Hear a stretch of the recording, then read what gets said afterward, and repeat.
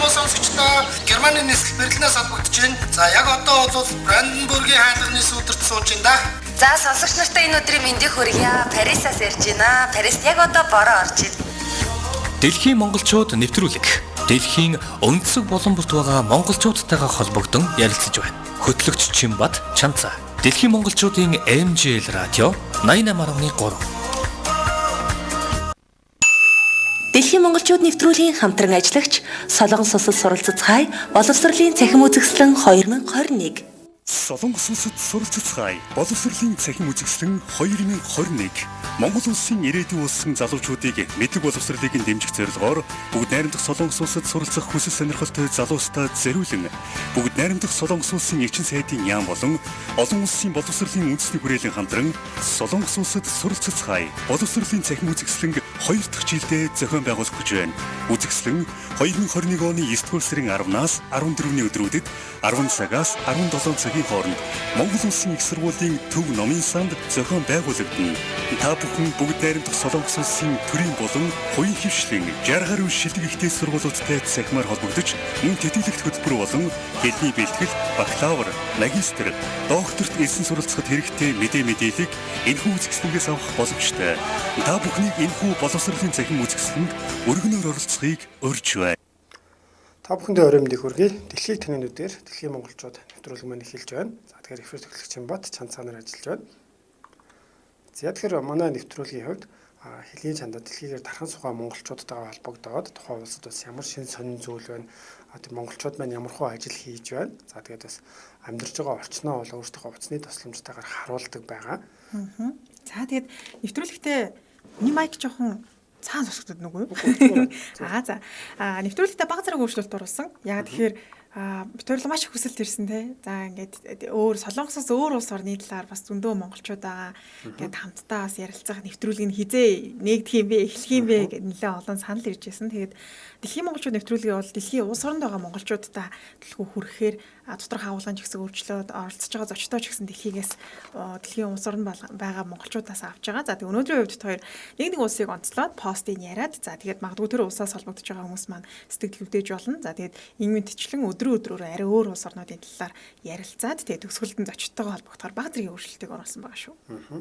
За тэгэхээр өнөөдрөөс эхлээд бид хоёр Дэлхийн монголчуудтайгаа холбоотой бас мэдээллүүдээ хүргэн. Тэгээд эхлээд за яг чи бэлнэ үү? Би бэлэн. Би үргэлж бэлэн байдаг. За тэгвэл мэдээлэл хүргэх тийм. За миний хамгийн ихний онцлог мэдээлэл өнөөдөр Франц улсыг онцолж байна. За тэгээд дэлхийгээр аялагчид World Wanderers гэдэг групп дээр пост орсон байна. Ванга гэдэг хүн, Ванга VNG гэдэг хүн Парисын Төв хотын захиргааны үүдэнд Монгол гэрээ барих өдөр ирдгэл юм байна гэд оруулсан байлээ. Энэ пост маш олон хүмүүсээс лайк авсан 7.900 хүн лайк. За 112 сэтгэгдэл 244 шеэр хийсэн байсан. Тэгээд би тэр олон шеэр дундаас нь хараад тэгээд энэ постыг хөөсрөөд яг энэ групп руу ороод тэгээд мэдээллийг харсан чинь яг Парисын төв захиргааны үүдэнд Монгол гэрээ барьж байгаа. Тэгээд бичлэг бас уг нь богинохоо орсон байлээ. Сэтгэл хэсэг дээр зурагдаар бол зөвхөн барьж байгаа ихний хэсэг нь харагдаж байгаа. Тэгээд би өнөөдөр бол Францыг баг зэрэг онцлоё гэж бодсон. Тэгээ Францтай монголчуудын талаараас мэдээлэл хайж үзсэн. За тэгээ өдөр группүүдээр нь бас жоохон хэслээ. Гэхдээ харцангуй Францтай монголчуудын маань групп одоо гэдэг итэвхтэйгээр маш олон пост ингээ өдөр болгон ордог биш арай бага байдаг юм болов гэж бодсон. Би сонирхолтой постуудыг нийлээ хайсан боловч жоохон бага байсан. Гэхдээ энэ сэтгэл дээр постын сэтгэл дээр надад айгүйх таалагдсан. Парист Монгол гэр нэлээ хит байдаг гинэ. Тэгээ энэ буудлын хашаанд бас би Германы модууд нь жимсээ даахгүй гэрлүүн бүхийсэн байгаа нь ямар гоё гэж гээд оруулсан байлээ. Тэгэхээр магадгүй аял шуушлалын салбарт юм уу тийм байдлаар л оруулдаг юм шиг байлаа. Тэгээ энэ дээр нэг дээд хэсэгт нь yortzig.com гээд оруулсан байсан. Би яг энэ ямар сайт болоо дээр нь оруулсан болоо гэсэн чинь манай Монгол гэртэй холбоотой. Тэгэхээр Францаар бичсэн байсан болохоор сайн ойлгоогүй л те. Ямар тач аялал жуулчлал талдаа сурталчилгаа хийгээд ингээд талбай дээр тавьсан болоо хийсэн болоо гэж гэр барьсан болоо гэж бодсон. Гэхдээ яг тийм тодорхой мэдээллийг нь бол авч чадаагүй. Тэгээ надад аюу сонирхолтой санагдсан. Тэгээд Франц улсын талаар бас жоохон сонирхож үзлээ. Тэгээ өдөр YouTube-с яг Франц хүн өөрийнхөө улс орны талаар ярьж байгаа юм бичлэгийг бас хайж үзээд тэгээд би Солонгост байхдаа манай нэг Солонгос найз, Франц найзтай байсан. Гэтэ тэр Франц найзтай бүр бичлэн уулзж байгааг. Би бол Солонгост Европ, Америк хүнтэй нэг уулзж исэн. За тэгэл хөвчлэн дандаа Аз, Вьетнам гэл тийм хүмүүстэй хуулдаж исэн. Тэгээд тэр Солонгос найзаасаа гэж дамжуул сонссон нь болохоор Франц хүмүүс өөрсдөө ингээд метрогоо айгуу заваан гэж хэлдэг гэж би сонсч байсан л та тухайн үедээ. Тэгээд би яагаад метро тийм амар заваан байд юм бах та гэдэг. Яг тэр манай Солонгос найз болохоор Францад очиж ийм аялал хийх гээд тэгэл нөгөө Франц найзтай ярьсан юм шиг. Францад очивол ер нь ямар байдгийг юм юу анх удаа аялах гэж байна гэсэн чинь Францын метронд орох юм бол ер нь жоохон замбраагүй заваан байдгийг шүү гэж хэлсэн гэж хэлээ. Тэгээ би өдөр энэ талаар мэдээлэл хайсан чинь бас айгуу судалгаа байд юм байна л та. Гаднаасаа Франц ч тийм штэ те Парис гэл тэгэхээр нэг тийм хайр дурлалын хот айгуу гоё имижтэй байдаг. Гэхдээ тэндээсээ хамгийн онцлог заван зүйл нь гэхээр Францын метро бас айгуу жоохон онцгүй байдаг гэдгийг онцолсон байлээ. Тэгээ би хайгаад үзсэн чинь тийм мэдээлэл бас нэлээд гарч ирж илээ. За эхний ээлжинд бол энэ зургийг харахад бол цаана нэг Франц ч өөрөө бас эртний тийм барилгууд за тэгээ музей гэдэг юм иймэрхүү талаараа нэлээд алдартай. Тэгэхээр цаана нэг байгаа би барилгын сайн мэдэхгүй ч гэсэн харахад бол үнэхээр бас тийм гоё загвартай эртний барилга бол байх шиг байна. Энэний өмнө бол Монгол гэр баригдаж байгаа нь гоё харагдаж байна. Тэгээд зөв яг бид нар бол ингээл ялчгүй Францд очих үзээгүй болохоор би өөрийнхөө жишээн дээр бодох зөв Солонгост аваад Монгол гэрийг одоо жишээ нь хүүхдийн баяраар 5 сарын 5-нд Солонгосын хүүхдийн баяраар оригны тэг хуван гэдэг одоо хүүхдийн паркт нь Монгол гэрээ бариад бас баяр тэмдэглэх за мөн Үүжинбүү хотод бас Монгол гэрээ бариад олон улсын фестивал бол оролцох гэдэг иймэрхүү зүйлүүдээр Монгол гэрнийг 2 удаа барьж явах за ийм тохиолдол байсан. Тэгээ яг ийм үед бол Монгол хүмүүс бол их гоё санагддаг юм байлаа. Зориод ирсэн хүмүүс хөөх гэл Монголд ирчихсэн юм шиг мэдрэмж төрж байна гэд. Тэгээ дээр нь яг зөв Францтай холбоотой гэх юм бол намайг бас Солонгостой хот Францууд одоо манай ангийнхны найзуудын найз ялангуяа тэр Вьетнам манай ангийн охин байсан. Тэр өөрөө болохоор тийм Францад одоо өссөн юм уу ямар ч байсан Вьетнам юу хоёроо нэлээд ойрхон байдаг юм байлээ. Тэгээд хоёр найзаагаа дагуулад ирсэн. Тэд нартай ингээд ярилцахад бол ингээд хэлээр ойлголцохгүй байгаа юм яг ингээд дундаа орчуулагч юм уу тийм. Ингээд ярилцж хахад нэг монголчин MCM гэдэг сууг гардаг байсан Францын хөгжмийн сууг. Тэндээс харж байгаа NTM Supreme гэдэг одоо Францын яг тийм хипхоп хамтлагууд дээрвийнх нь тэднэрээ мэдсэн чинь надад тэд нар их бүр баярлаад айгүй гоё тийм ойр дотн болоход бол нөлөөлсөн. Тэгээд бол дараа нь баг зэрэг бас харилцдаг тийм бол болсон. Тэгээд Француудын хувьд бол ямар ч байсан Монгол гэрийг хараад бол Монголын тухай бас мэдээлэл нэлээд авч байгаа болов уу гэж бодож байна. Тэгээд Францаас гадна ер нь өөр ямар улс орн те Монгол гэд би групптэй дээр нэлээд дээр шүү дээ 2-3 сарын өмнө нөө бас нэг гадаад хүн Монгол гэрте амьдардаг гэд тэгээ орчин нь маш гоё өөрөө бас дулаан орон учраас Монгол гэрийг барьж амьдардаг гэсэн нэг тийм мэдээлэл харж ирсэн. Тэгээ саяхан бас нэг iTom-цэг эмэн дээр тавигдсан байсан дээр Альпийн нуруунд Монголын талбайг мандуулсан зочид буудал гэдэг нэг тийм богинохон одоо мэдээллийг уншижсэн л да. Тэрнээрээс адилхан Швейцарт Альпийн нурууг очиж сонирхох хүссэн хүмүүс бол энэ Монгол одоо хосуудын ажиллаулж байгаа бас зочид буудалд очиж үзээрэй гэдээ бүр санал болгоцсон байлээ. Тэнд нь яг ингээд Монгол гэртээ ажиллах юу яг амрах боломжтой гэдэг. Тэгээ надад айгүй сонирхолтой санагдчихсэн. Дэлхийн улс орн болгонд л бас нэг манай соёл баг багаар тархаад ах шиг санагдсан. За тэгэхээр манай сонсогчдын хувьд бол ер нь хэлтгэлтэй дэлхийн монголчууд гэдэг нэвтрүүлэг одоо хийж байгаа. Тэгэхээр тухайн улс орныхон тухайн мэдээллүүдийг бол ер нь хүргэж явах юм боломжтой болж байгаа манай нэвтрүүлгээр дамжуулаад. Тэгэхээр Чанцаагийн хувьд бол Францын тухай Францтайгаа монголчуудтай холбоотой мэдээллийг хүргэсэн бол миний хувьд Америкт байгаа монголчуудтай холбоотой мэдээллийг хүргэе гэж бас бэлтгэсэн байгаа. Chicago Mongols Official Group гэдэг энэ групп дээр за өчигдөр бол 8 цагийн өмнө Самбуу сарчмаа гэдэг дуучин сарчмаагийн хувьд маргааш Чикагод тоглох гэдэг ийм 7 минутын одоо лайв хийсэн байлаа. За тэгэхээр цаар тахалтай үед бол Монголд маань бараг 2 жил одоо урлагийнхан ямар нэгэн тоглолт хийх юм боломжгүй байгаа. Тэгэхээр одоо тоглолт хийх боломжтойгоор нь Америкт ирчихсэн явж байна. Тэгээд маргааш за өнөөдөр юм байна. Одоо 2021 оны 9 сарын 10-нд Чикагод бол тоглолтоо хийнэ гэж байгаа. Энэ дээр Candela Night Club тэгээд билетийн хувьд бол такси $40 гэж хэлсэн. За ганцхан бол Чикагод хийгээд болчихгүй. Денверт 11-нд, 12-нд Salt Lake, за 23-нд Сан Франциско, 26-нд Сан Франциско, за мөн 28-нд Лос Анжелес тоглоод за тэгээ мөн одоо цаг хугацаа дахиад таарах юм бол Seattle тоглоно гэсэн ийм бол одоо зарг гэх юм уу те лайв байна. За мөн хүн амтлаг маань бас Америкт бол тоглолтоо хийгээд явж байгаа юм байна 10 дугаар сараас хойш. Тэгээ хүн амтлагийн тухай мөн болор цэвэлмаа гэдэг энэ групп дээр одоо өчигдрийн босон тоглолтын 6 цагийн өмнө бол лайв хийсэн байлаа. Тэгээ сонирхолтой нь гэх юм бол энэ хүн амтлагийн фэнүүд бол гадаадд маш их байдаг те. Тэр энэ тоглолтынх нь яг энэ зураг гэхээр нэг хүн хүн амтлагийн маскыг бол зүүчихсэн зогсож байгаа ийм зураг нь байлаа. Тэгээ надад их гоё санагцсан. Тэр бол бичлэгээр байсан л да. Тэгээ хүн амтлах дуртай. Тэгээ зарим нь болохоор Австралиас гээд бас босод хүмүүс бичээд за манайд бас хурж ирээрээ бид нэр одоо энэ тоглолт хийж тэгсэн ядан хүлээж ийна гэд. Тэгээ Америкийн хотуудаар бол 10 сарын 1-ээс эхлээд бол хүн амтлаг тойрон аяллаар бол тоглолт хийгээд явж байгаа юм байна. Тэгэхээр зарим одоо ер нь дэлхийн их бүс нутгад бол коронавирус гэдэг энэ тоглолт бос зүйлүүдийг бол хориглолцсон байгаа бол за Америкийн хувьд бол тоглолтыг бол бас тэгээ зарим хотууд нь зөвшөөрч байгаа юм байна. Тийм учраас тоглолтуудыг бас ингэж хийгээд явж байгаа нэг сайхан санагдлаа. Тийм байна. Тэгэхээр тоглолт нь одоо тэгтээ өнөөдрөөс бол эхэлж байгаа юм шүү дээ. Сэрчмэг их болохоор. Тэгээ 8 цагийн өмнө Чикаго тоглох гэсэн. Тэгэхээр манай зочдын хувьд бол бид хоёртой холбогдоход бол нэг хэмжлээ 12 цаг орчмын цагийн зөрүүтэй байдаг. Тэгэхээр одоо Америкт бол жишээ нь өглөө бол одоо болж байгаа. Тэгэхээр өнөө орой тоглолт нь болно гэсэн үг байна. Тэгээ Чикаго болон бусад хотуудаар ингээд тойроо тоглоо явчих юм байлээ. Тэнд байгаа монголчууд маань их бас сансан байна. Маск нь одоо яг дэлгэсэн дээр харагдаж байна л да. Тийм байх тий. Хөө гэсэн нэртэй маск зүгсэн байна шүү дээ. Тийм. Ер нь тэгээд яг Монгол хамтлагийн ингээд олон за ялангуяа бид нар чи Америкуудыг бас их л одоо тэр соёл урлаг талаараа бүгдээрээ л сонсож үзэж өссөн тий. Эсвэргээрээ Монгол хамтлагийг энэ гадныхан ингээд Америкууд сонсоод яг бүр тэн дээр бичлэг харах юм бол яг тэгэж гоё огшхоор тий. Бүгдээрээ дагаж бүжиглээд үсрээд орлоод хүлээж ядаад тэгээд зураг гарын үсгийг авах хувцснууд нь зарагдах гэдэг иймэрхүү зүйлүүд бол явагдаж байгаа. Энийг харахад бол тэгэхээр бас сайхан санагдаж байгаа. Тэгээд хүүг хамтлагийг дагаад бас өөр бусад хамтлагууд ч гэсэн яг одоо тийм гадагшаага гарах боломж нь их бүрдээсэ гэж бол миний бас их хүсдэг байгаа.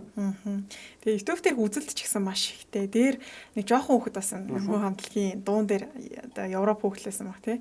Америк хүүхэд бүжиглж байгаа нэг тэр бичлэг нэлээ Facebook-оор бас үес тэрийг хараад өөх ямар гоё ингээ. Яг нөгөө манай Монгол хамтлагийг тэгээд дэлхийд бас ингээд олон хүмүүс таниад сонсож байгаа гэдэг нь аюу гоё санагдсан. Тэгээ маскн дээр нэг яг хүүгчээд хажуу талд морин хуурын юм толгойн зурагтай. Тэр нь өшөө тийм хувцснууд бол нийлэх Amazon ч юм уу бусад тэр одоо онлайн сайтуудаар бол зарагддаг болсон байлаа. Тэгэхээр хүү гэсэн бичигтэй бол брэнд болоод байгаанаас их гоё харагдаад байгаа. Тийм угаасаа гадаадд очих шинэгдэг шүү дээ. Ямар танаа улсад те ямар алдартай дуучин хөгжиж байдаг үзье гэж айгуу асуудаг. Би бас яг хүү хамтлагийн тэр анхны баг юу нэсэн клип нэсэн баха. Тэр бичлэгийг айгуу хөдөлдөг шиг энэ төрнийхөө найзуудад. Тэгэхээр ийм байд юм уу хөөх ямар сонирхолтой гэдэг. Надаас дандаа морин хуурын талаар айгуу асуудаг гэсэн. Арай өөрмөц гэх юм уу те. Өмнө нь болохоор харуулж ирсэн. Би өмнө нь бас найзуудад харуулж лээсэн л. Тэрнээс арай өөр байна. Арай өөр хөгжим юм уу? Эсвэл ижлэх юм уу? Яг яаж тоглолтын бодлого бэлэг дурслын зүйлээ бол авъя гэж нэлээ асууж байсан. Тэгэхээр гадаад хүмүүсийн нүдэнд бол аюу нүдэнд тусдаг юм шиг байна. За тэгэхээр Америкт байгаа монголчуудын маань хувьд Чикаго Монгол гэсэн групп дээр ийм хамтлаг дуулчдын тоглолтын тухай иймэрхүү мэдээлэлүүд бол төлхөө байна. Та бүхэн бас хүсэх юм бол өөрийнхөө байгаа одоо швед гэдэг юм уу, англи гэдэг юм уу, тэнд байгаа монголчуудтай холбоотой мэдээлэлүүд аль ч орон байж болно те. Бид хоёр руу ирүүлэх юм бол бид хоёр бас нэвтрүүлгийнхаа ихэнд ингэж танилцуулдаг болж эхэлж байгаа шүү. Тэгэхээр бас хувийн цагаар та бүхэн минь холбогдоорой. За тэгэхээр өнөөдрийнхөө үндсэн зочинтойгоо холбогдъё. Өнөөдөр Солонгос улсаас бас өнөөдөр зочин маань холбогдохоор болсон байгаа. За хоёулаа нь за дуусахаар нь хамтран хэлээ танилцуул тийм. За өнөөдөр болохоор Солонгос улсаас холбогдохоос бид нар ч бас ойр Солонгостой холбогдоог байгаа. Тэгэхээр Солонгосын сонио хачны зочинтой ярилцъя. За орой мэндийг хүргэе. Орой мэнд бий. За тэгэхээр манай зочны маань хувьд Солонгос улсад ажиллаж амьдардаг Юмчин дулам тийм. Юмчин дулам. За тэгэхээр танд бас орой мэндийг хүргэе. Манай сонсогчдод өөрийгөө танилцуулах уу? За сайн байна уу? Намайг Батбаяр Юмчин гэдэг. Солонгос улсад Чомбог банкнд одоо жил гарны хугацаанд Монгол талыг хариуцсан ажилтнаар ажиллаж байна. За тэгэхээр өмнө бас бид нэр Солонгост монголчуудад зориулаад одоо банкны үйлчлэгээ яаж авах вэ? За ер нь юу он дээр анхаарах вэ гэдээ бас одоо холбогдож бол асууж байсан. Энэ удаа бол манай нэвтрүүлэг бас онцлог гэх юм бол илүү Монголд цацагддаг болсон. За 21 аймагт бас хүрдэг болсон. Тэгэхээр Солонгосын тухай мэдээ гэсэн хүмүүст маань одоо таны өнцгөр Солонгос бас ямар байх вэ? Солонгос улс гэж ямархуу улс байдаг тухай ажиллах, амьдрахад ямар байдаг тухай өнөөдөр төлхөө ярилцъя гэж бодож байна. За баярлалаа. Та хоёртой ч гэсэн ажил хөдөлмөрийн амжилт хүсье. Ямар ч гэсэн айгүй орсон цагаас хойш та хоёртой ингээл хамтарч ажиллаад байж хаа та хоёр ингээл нэг байнга ингээд өөрчлөгдсөн байгаа байдал айгүй таалагддаг шүү хоёроо. Баярлалаа. За баярлалаа. За тэгэхээр эхлээд яриагаа бид хоёр энэ удаад зөвхөн таны талаар ер нь бас голдуу те яг ярилцахаар шийдсэн байгаа. Тэгэхээр эхлээд Солонгос орныг анх яг яаж зорьсон бэ? Ямар шалтгаанаар анх зорж ирсэн бэ? За би Солонгос улсад сурах гэж ирж байсан. Тийм суралцах гэж ирж байсан. Өмнө нь би хэлжсэн шин нөгөө эмнэлгийн хоног төхөөрөмжөөр сурч ирсэн гэдэг. Тэгээ яг эмнэлгийн хоног төхөөрөмжөөр юу яагаад мэрэгжил дэвшлүүлэх гэж бодож ирж байсан байхгүй юу. Тэгээд тэгсэн ч гэсэн тэгээд сургалтаа явж байгаа тэгээд хотелтэй инженер болоод төгссөн байгаа. Тэгэхээр ер нь өөрөө чи хувьд одоо хамгийн анхны солонгостой холбоотой өөр чинь санаж байгаа анхны мессеж гэдэг юм анхны одоо дуу кино юугаар ер нь эсвэл зурагч гэдэг юм ямар зүйлээс солонгосын тухай анхны мэдээллийг авч ирсэн бэ? Би чинь Big Bang гэдэг хамтлаг гэдэг шүү дээ. Тэгэл нэг ингээл гарч ирээл ингээл бүжиглээл түн яваа ингээл тэгэл яг солонгос хүмүүсийг яг тэр нөгөө ингээл бүжгэлдэг тэр хэр мэддэгээс аахгүй зөвөр ингээ нөгөө нэг харцсан. Тэгээ яг солонгос улсад ирээд харсан чинь шал өөр зүгээр тэр чинь нөгөө нэг телевизийн юу ч гэх юм те одоо нэвтрүүлэг тийм одод нэрээ ондаал байдаг. Яг ерөнхий хүмүүс нь болохоор амар тийм энгийн зөөлөн айгуу хүний гэсэн тийм сэтгэлтэй хүмүүс идэх юм л л дээ. Тэрийг айгуу мэдсэн тийм. Яг Big Bang-аар мэдчихсэн юм солонгос шиг. Тэгэл яг тэгэхээр манай сонсогчдын хувьд яг очиж хараахан солонгост ирж амжаагүй хүмүүсийн маань хувьд бол магадгүй яг өөр шиг чинь бодож байгаа бах. Тэгээд одоо хамтлаг дуучид киногоор бол илүү төсөөлж байгаа бах. Тэгэхээр яг солонгост ирээд тэгэхээр хамгийн одоо сайхан зүйлүүд те одоо нүдэн тусах за үйлчлэг гэдэг тиймэрхүү зүйлүүд байна. За эсвэргээрээ бас энэ арай өөр юм да бодсноос өөр юм да гэж тийм санагдчихсэн зүйл яваад. За солонгост ирээд хамгийн анх гайхчихсан зүйл нь болохоор мэдээж нөгөө нэг оюутан болоод хүмүүс айгуу яадаг штэ. Гадуур одоо нэг сургуулийн чүжээ гэл амар уудаг штэ. Тэр бол амар гайхчихсан. Хоёрдугаарт би өөрөө Оросд сурж агаад Орос охтуудыг айгуу ууд юм гэж бодчиход Солонгост ирсэн чинь Солонгос охтууд бүр амар ууд. Тэгээд би бүр ингээ гайхаад фүүх ингээс Солонгос охтууд чинь нэг кинон дээр болохоор ингээл амар юм айдуу хүн зөөлхөн тэг ингээл ууин ингээл налахаа юм байсан чинь Солонгос охтууд бүр ингээл амар жуудамнуудаар хичээлдэг, амар биенээр хичээлдэг. Миний бодож исэн харж ирсэн хүмүүсээс шал өөр юм болохоор ингээ бүр амар гайхсан. Охтуудын хувьд бүр амар гайхсан. Юу илээ гэж бодлоо.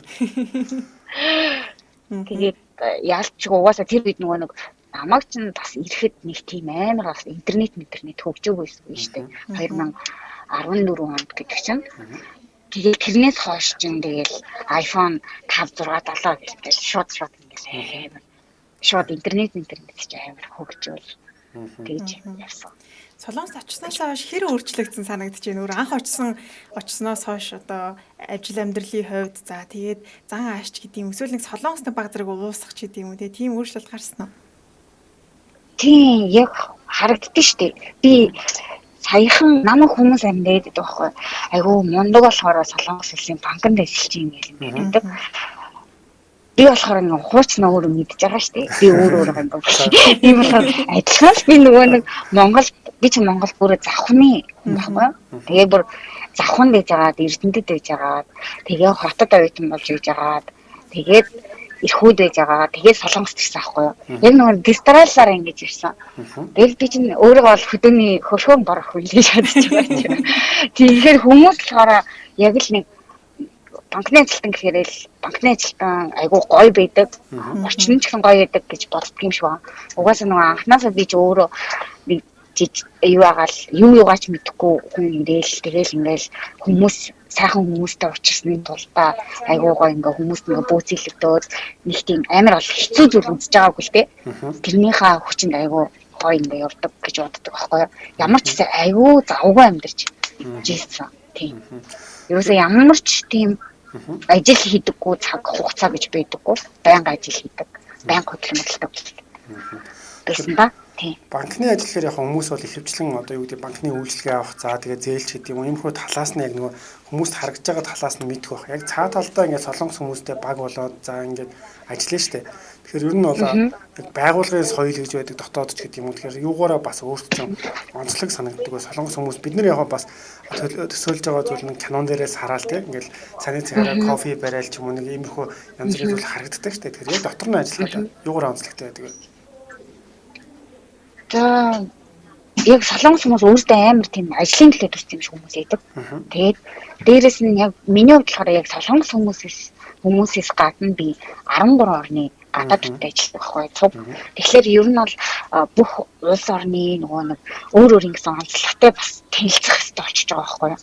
Тэгэхээр ганцхан би монгол хүн гэхээс илүү бусад орнуудын хүмүүстэй ингээд харьцаж ажиллахад айгу л та жоохон хэцүүлтэй.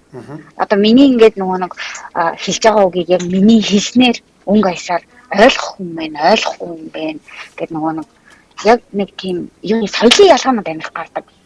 Гэх юм уу? Солонгос хүмүүстэй ингэж харьцсан, одоо гадаад хүмүүстэй ингэж харьцсан гэд манайх болохоор нөгөө монгол хүмүүсийн тоо болохоор айгу цөөхөн болохоор би ганцаар ажилладаг байхгүй. Бусад хүмүүс маань болохоор дандаа 2-2-оор ажилладаг. Нөгөө яг хамтарч ажиллах ёстой хүмүүсийн тоо өндөр болоод ирэхлээр ажилчид нь хүрэлцдэггүй болохоор Филиппин гэхэд бүр дөрөв ажилтнууд байхгүй. Тэгэхээр би Филиппин хүмүүсийн характер нь арай тийм түргэн айгу хурдан тийм болохоор ингээд хүмүүст уусч ажиллахад жоохон юутай. Гэтэ айгу сонирхолтой. Ерөөсөө л зүгээр ингээд гадаадд юмд байдаг болохоор ингэсээр байгаа л тэгэл өдөр тусчдаг. Тийм болохоор яг Монгол талаа хариуцж ажиллаж байгаа болохоор яг надаар дамжуулж нөгөө монгол хүмүүсийг мэдэх учраас аль болох монгол хүмүүсийнхаа болохоос болохгүй юм. Ярихгүй аль болох болгочих талаас нь үзээл тэгэл явдаг да. Тийм. Ажилд ороод хэр их загнуулж ийсэн бэ? Би одоо яг бодохоор Солонгост ингээ ажиллаж байхдаа мэдгүй зүйл аявуух гарч ирдэг. Бид нар ч мэдээж өөр улс орно юм шүү дээ. Очоод анх сурж байгаа. Тэр мэдгүйгээс болоод энийг ингэж сурах юм байна ч гэдэг юм уу. Тийм байдлаар загнуулах гэхээсээ илүүтэйгээр нэг тийм хөвгөлтэй зүйлс байдаг ш. Жишээлбэл би лав ингээд принтерийг анх ажилуулж мэдгүй тэгснэ буруу ажилуулангуудаа нөгөөдгөө засах гэхээр засах хүнээ дуудах гэсээр баахан цаасыг нүрээ хийцэн. Тэгээ баахан загнуулжсэн байхгүй. Тэр иймэрхүү жижигхэн хөвгөлтэй ч гэдэг юм зүйлс хэр тохиолдог гэсэн мааханда одоо л мэдээж би болохоор цагаан ажил хийдэг байхдаа болохоор тэгэл ер нь бол нөгөө нэг зөөгчөөс ахуулаад тогоочоос ахуулаад бүх ажлыг хийдэг гэсэн байхгүй юу.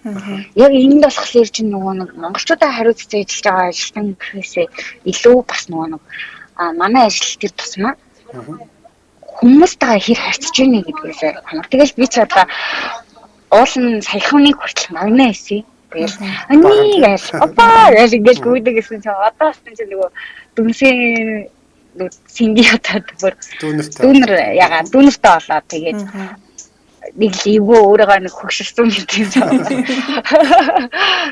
Тэгээд яг уу манайхаа айгу тийм штэ. Айгу хөөрхөн заагаад өгчдөг манай ажилчид. Болохгүй юу энэ яг ямар вэ? Энийг яаж хийх вэ гэж хэлэнгүүт ингээд заагаад өгчдөг. Нэг л удаа зааж өгдөг. Тэгээд тэрийг айгу хурдан сурах хэрэгтэй. Тэгээд яг загнуулж исэн удаа би яг уу нөгөө юу гэдэг манай Монголын нөгөө нэг хариуцах одоо нөгөө нэг хамтарч ажиллах хүмүүсийн тоо ер нь бол нэг 4,000-аас 5,000 хооронд гэдэг байхгүй юу?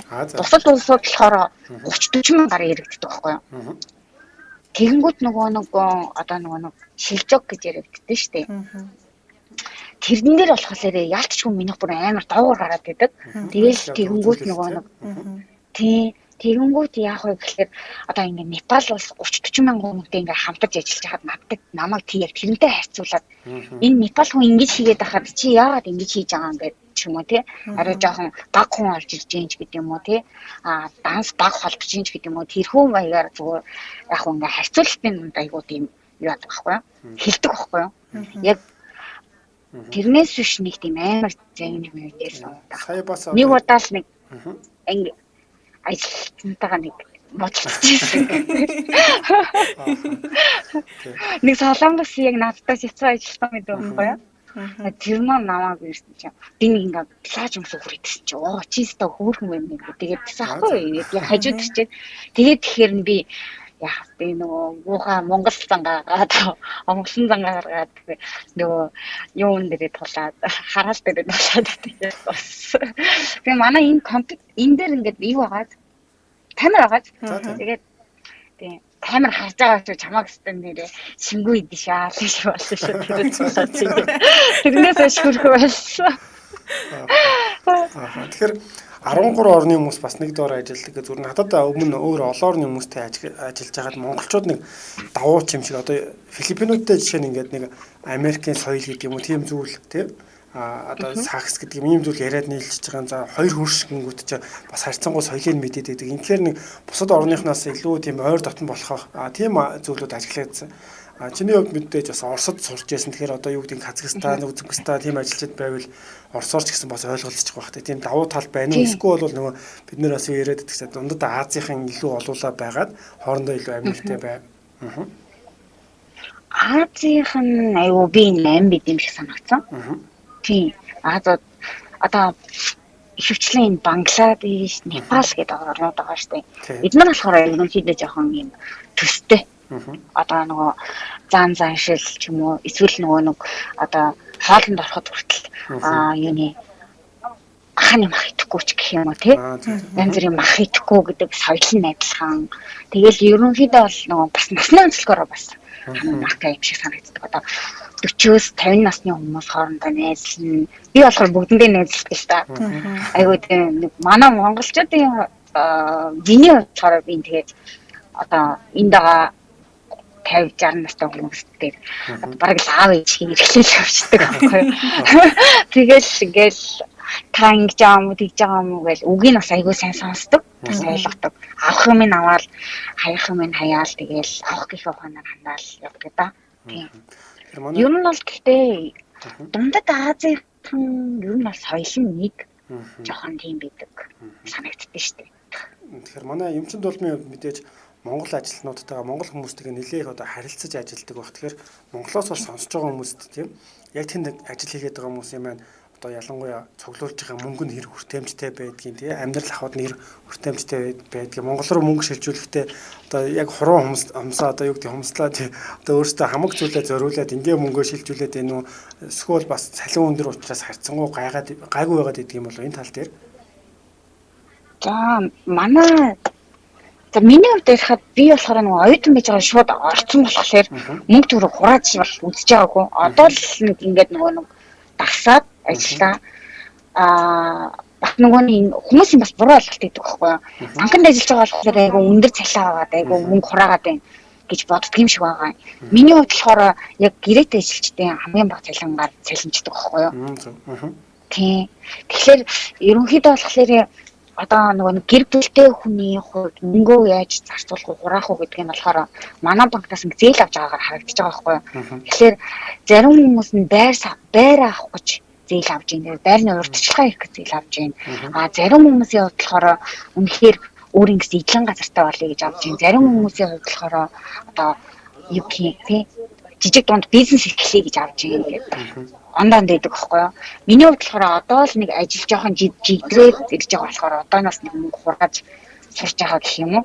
Яг оюутан байжгаад оюутнаасаа жоохон гарах явцад бол арай ондоо идэв юм.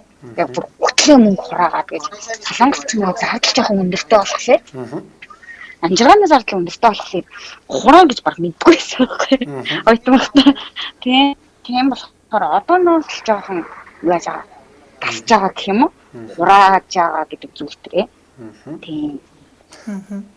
Бас сэтгэл хөдлөлийн гэх юм уу одоо яг үйлчлэгээний байгууллагад ажиллахад гэдэг чинь маш олон хүмүүс ингээл үйлчлүүлдэг. Тэгээ заримдаа урлаж ухаалдах зүйл байдаг баг. Гэхдээ ингээд зүгээр хөндлөнгөөс хараад хахад та ингээл байнга инээмсэглээд тэгэхээр айгүй цоглог харагддаг байхгүй айгүй энергитэй. Тэгэхээр бас ингээд маш олон хүмүүст үйлчлүүлж байгаа стресстэй үе ч гэдэг юм уу. Тиймэрхүү юу нэг хэр байдаг бол гайгүй юу? Бэштэй. Ингээл ажлын цагаар манайхан ч нөгөө зээл ингээл хүсчин тий. Тэгэл ингээл өглөө ингээл зээлний материалаа хүлээгээл авсан бол өдөр шалгахдахгүй байж аваад орой ингээл хариун гарангуудаа татгалцчихдаг тохиолдол байхгүй юу. Зэрэнд. Тэгэл яана танийх ингээд татгалцсан байна.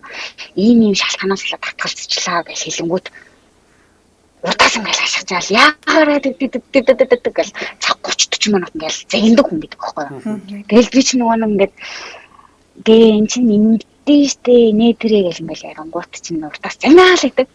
Тийм болохоор тэгээд заримдаа бол нэр хилээд тахад яагаад ойлгодгүй юм болоо гэд. Яг хөө ингээд нөгөө хүн өөрт нь хэрэгтэй байсан мэл болно л да. Тэр хүний хувьд болохоор бас буруу юм хэлээгүй л байгаа байхгүй юу. Яагаад тэгэхээр би ингээ монголчуудаа төлөөлж ажиллаж байгаа. Чи ингээ монголчуудаа төлөөлж ажиллаж байгаа. Чамд ингээд хамаг бичиг баримтаа өгөөд те. Ихэд найдад хүлээж авахад ингээд юм гарахаа болчлоо гэж хэлэхгүй. одоо зээл нь бүтгэж болчихлоо гэж хэлэхээс чи ичдэггүй мөнгө гэж хэлж байгаа байхгүй юу? Нэг бодлон тэр бол үнэн. Нөгөө бодлын болохоор тэр хүний талаас одоо болох ёстой бичиг баримт байхгүйсэн учраас би гаргаж өгч чадаагүй байхгүй юу? Тэгэхээр ингээд яг авахгүйхийн ухаанаас хандаад бас ингээд сурч хэрэгтэй юм шиг байна. Үнэхээр тийм үг нь шүү дээ. Амармаар гэдэг, зэгнүүлээд байдаг. Тийм үг гэдэг. Тэгээд заримдаа тэгэл ёо за ийм хүн бэ, тийм хүн бэ гэж бодоод өнгөрт юм дөө. За тэгэхээр бас бид нэр ярилцах хугацаа маань бас төдийлөн хангалттай ярих төгсөх төгсөж байгаа учраас бид зөвхөн банкнд ажилладаг хүнтэй холбогдсон дээр бас нэг тийм хөөцөл авлаа гэж бодсоо л да. Өмнө фэйсбүүкээр харж байхад жишээ нь за Японы метро дотор ингээд орон сууцны ипотекийн зээлийн хүү маш хямдхан байна гэж зургийг оруулаад арчсан тийм зүйл харагдчихсэн. Тэгэхээр ер нь бол Солонгос банкны хүү те хадгаламжийн хүү дээр нь зээлийн хүү гэдэг юм Монголтой харьцуулахад ямар хөө байдаг юм болоо тэр тал дээр нэг харьцуулаад хэлвэл. Манай Солонгост болохоор хадгаламжийн хүү бол айгүй бага байдаг. Манай банкны хүү гэхэд жилд 1 хүү байдаг. Жилд 1 хүү. Одоо манай жилийн 1 цаагүй хүү хадгаламж шиг л гэсэн үг бах те бараг. Тийм. Би болохоор нэг хадгаламжийн талаар үнэхээр ацуугаад хадгаламж хийлгийа гэж байгаа хүнд бол хэрэгтэй үйлчлэгээ гэж боддог байхгүй яа тэгэхээр нөгөө мөнгөө вонороо эндээ хадгалж яагаад аваа явъя гэж бодож байгаа хүмүүс нөгөө мөнгөний одоо төгрөгийн нөгөө уналтанд авахгүйгээр воно шууд аваа явчих шүү дээ бүүнүүд нь тэр хүмүүст бол хэрэгтэй гэж боддог байхгүй юуны хувьд болохоор манайх болохоор гадаадуудад зориулсан цалингийн зээлийн үйлчлэгээ байхгүй тэгэхээр одоо байрны чонсыг гэж яддаг шүү дээ тэр үйлчлэгнээс бас хамаа өөр үйлчлэгээ гэсэн үг байхгүй цалингийн одоо юу гэх юм авж байгаа цалингийнхан бид нар 20-40% нь л иргэн дүрэлтэнд аваад үлдсэн 60% нь өөрийнх нь хамжиргаанд нь үлдэх хэрэгтэй байдаг байхгүй бид нарын хэрэглэгч. Тэгэхээр бид нар бол цалингийн зээл олгож ийн гэсэн үг байхгүй. Тэгэхээр ерөнхийдөө цалингийн зээл олгож ийн гэдэг дээрээ бас Солонгост одоо зээл олгож байгаа газруудын хамгийн хямд үнэлгээг өгж байгаа гэсэн үг байхгүй манай байгууллага. Тэрүүгээрээ л даваа талуулаад өгч байгаа гэсэн үг байхгүй. Зүгээр яг бидний сонирхож байгаа болохоор илүү Монголд хүмүүс сонсох учраас тийм яг Монголтой харьцуулахад бас яг зээл нь за ямар ч байсан хадгаламжийн хөв бол бага байдаг юм байна тийм зээлийн хөвгч гэсэн ер нь бол одоо нэг Монголд ч бол жишээ нь амжиргааны бас 40% ч гэдэг юм уу за хэдэн хувь за дээдлэн 60% хүрэх гэдэг юм уу тиймэрхүү байдлаас дээш бол хэтрүүлдэг баг. Тэгэхээр Солонгос бол 20-40%-аар бол аваад ингээд бол өгдөг юм байна тийм. Тийм. Авж байгаа цалингийнх нь 20-40% байна. Тэгээд өөрийнх нь одоо дансны үнэлгээ гэж яддаг байхгүй юу? Одоо Солонгос улсад ашиглаж байгаа данс гэж байгаа шүү дээ. Тэр дансанд өөрөнд нь үнэлгээ тогтоогод өгчдөг байхгүй юу? Хүн болгонд. Тэр үнэлгээнээс хамаарат жилийн хүн маань 955-аас 15% хооронд хэлбэлцээд сарын болохоор 0.79-өөс 1.25% хооронд хэлбэлцчихдэг байхгүй юу? Тэгэхээр дансаа аягүй сайн ашиглаж байгаа хүн болохоор хангалттай хэмжээний хөнгөлөлт урамшуул авч чадж байна гэсэн үг байхгүй юу? Яг муу хэрэглээтэй дансны муу хэрэглээтэй байсан ч гэсэн жилийн 15%-аар сарын 125%-аар гаргаж өгч байгаа гэсэн үг байхгүй жилийн. За тэгэхээр нэвтрүүлэг өндөрлөх цаг маань хэдийн болсон байна. Өнөөдөр урилгын маань хүлээж авч бас гоё ярилцсанд маш их баярлалаа. За маш их баярлалаа. Та хоёрт ажлын өндөр амжилт хүсье яа. Танд ч ихсэн амжилт хүсье. Тий амарч яахт нь бас ажил руу нэргээд суулгацсан байх шиг байна шүү дээ. Тэр нөгөө кофе шоп суужсэн чинь чимээтэй ингэ тэгэхээр ажиллах хажуухан байсан болохоор ажил руу ороод ирсэн.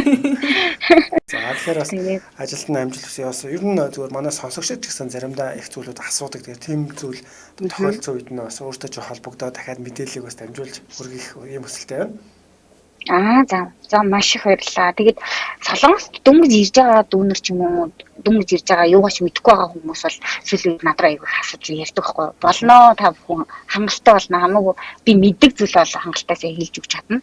Мэдэхгүй зүйлийг бол асууад үг энэдрэ гэдэг байхгүй. Бараг чи мэдэх хэрэгтэй юм шиг. Би бүр ингээд нэг тийм савлах утас шиг байх хэрэгтэй шиг санагдаад байдаг шүү дээ. Нэг зүйлийг мэдэхгүй бол бүр болохгүй шиг санагдаад байдаг. Яг та нарын хүчээр би бас жоохон өөрийгөө бас сориод шин саргал мэдээлэлтэй байх хэрэгтэй юм шиг санагддаг шүү дээ. Хүмүүсийнхээ хүчээр. За баярлалаа амжилт хүсье. Баярлалаа амжилт хүсье. За баярлалаа. За тэгэхээр өнөөдөр бас солонгостойгоо монголчуудтайгаа холбогдъё гэж ярилцаад бас сонирхолтой. Надад сонирхолтой байлаа. Тэгээ банкны ажил хийж байгаа гэдэг талаараас ч гэдэг юм уу те мэдээж мэрэгжлийн хувьд айгүй сонирхолтой байлаа. За үргэлжлүүлэн хоёлаа нэвтрүүлгийн хамтран ажиллаж танилцуулъя те. За нэвтрүүлгийн хамтран ажиллагчаар Солонгос улсад суралцгаая боловсролын цахим үзэсгэлэн 2021 хамтран ажиллаж байна. За бүгд найрамд Солонгос улсын элчин сайдын яам болон за олон улсын боловсролын үндэсний хүрээлэн хамтран энэхүү фестивалыг цахим үзэсгэлэнг бол зохион байгуулж байгаа. За хизэнээс эхлэх вэ гэхээр өнөөдрөөс айлд эхэлсэн. Өнөөдөр өглөөний 9 цаг 30 минутаас оройн 17 цаг 30 минут хүртэл.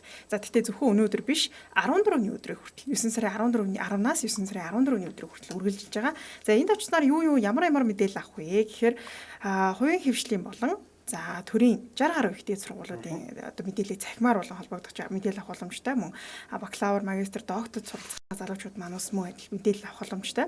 За тэгээд Солонгосын энгийн болон эрүүл мэндийн аяллаа мэдээллийг бас давхар авах боломжтой мэлээ. Зөвхөн одоо гадаадд суралцах байгаа залуучуудаас гадна магадгүй одоо Солонгост эмчилгээ хийх гэж байгаа хүмүүс ахын бол энэ талаар ч гэсэн визний мэдээллийг авах боломжтой мэлээ.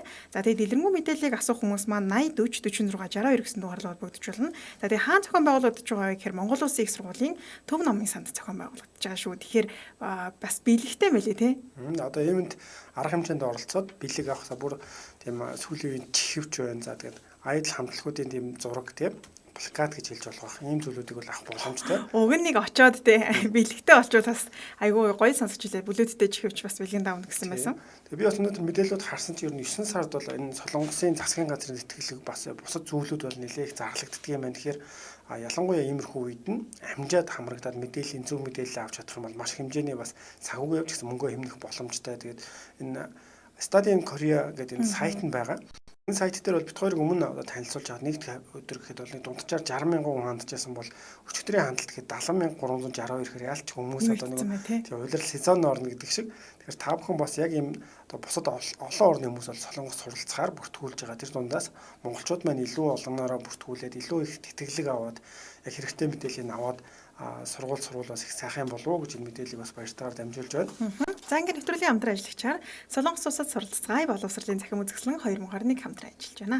За мөн нэвтрүүлгийг өндөрлөх цаг маань хэдийн бэлэн болсон байна. Тэгээд өнөөдрийн дугаараа баг зэрэг өөр хийсэн. Тэгээд ер нь ингээд үргэлжлүүлээд дараагийн дугааруудаа ч гэсэн онцлогтой хийн. Гэхдээ магадгүй өөр улс орнд амьдарч байгаа хүмүүс маань ийм мэдээлэл болсон. Ийм монголчуудтай холбоотой ийм одоо хэрэг байж болно. Эсвэл яг сонирхолтой мэдээлэл шинээр зохион байгуулагдаж байгаа фестивал байж болно. Монголчууд хоорондоо уулзж байгаа үйл ажиллагааны талаар мэдээлэл ч гэсэн битүүрт хүрэх юм бол битүүр нэвтрүүлгээрээ дамжуулаад аль болох олон хүмүүст мэдээллийг нь хүргээд те. Нэг хэсэндээ хоёулаа гүүр болох гэдэг байгаа шүү дээ. Тэгээ гүүр болохын тулд мэдээж маш олон төрлийн мэдээллүүд хэрэгтэй болно. Тэгэхээр та бүхэн магадгүй мэдээлэлтэй байх юм бол манай энэ пэйж хуудас болон бит хоёрын фэйсбүүк хуудас бас явуулах боломжтой байгаа шүү. Манай байнгын сонсогч мөн бас өөрсдийнхөө байгаа улс орны монголчуудтай холбоотой мэдээлэл байх юм бол бит хоёрлоо дамжуулж өгөөрэй. Тэгэхээр эргээд та бүхэнтэйгээ за Солонгосын зэрэг 20 цаг 30 минут Солонгосын орноор нэвтрүүлгийн шинэ дугаараар уулзах байгаа.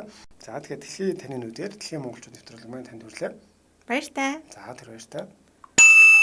Дэлхийн монголчууд нэвтрүүлгийн хамтран ажиллагч Солонгос улсад суралцгаая боловсролын цахим үзэсгэлэн 2021 Солонгос улсад суралцгаая боловсролын цахим үзэсгэлэн 2021 Монгол улсын ирээдүйн болсон залуучуудыг мэдлэг боловсролыг дэмжих зорилгоор бүгд найрамд боловсролын цахим үзэсгэлэн хүсэл сонирхолтой залуучуудад зориулж байна. Бүгд найрамд Солонгос улсын ирээдүйн сайдын яам болон олон улсын боловсролын үндэсний хүрээлэн хамтран Монгол улсын ирээдүйн болсон залуучуудыг мэдлэг боловсролыг дэмжих зорилгоор хичээлдээ найрамд Солонгос улсад суралцах хүсэл сонирхолтой залуучуудад зориулж 9 сарын 10-наас Солонгос улсын ирээдүйн сайдын яам болонгаас олон улсын боловсролын үндэсний хүрээлэн хамтран Солонгос номын суралцах боловсролын цахим үзэсгэлэн хоёр жилийн зохион байгуулалт төрийн болон үйл ажиллагааны 2020 сарын 10-наас 14-нд 10 цагаас 17 цагийн хооронд Монгол улсын сургуулийн төв номын зохион байгуулалт мэдээ та бүхэн энэ дээрх Солонгос улсын төрийн болон хүний хвшлийн боловсролын үзэсгэлэнтэй сургуулиудтай захимаар холбогдож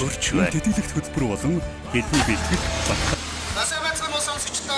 Германы нислэг Берлинээс албагдж байна. За яг одоо бол Бранденбургийн хайрлагын сүлдэрт сууж байна да.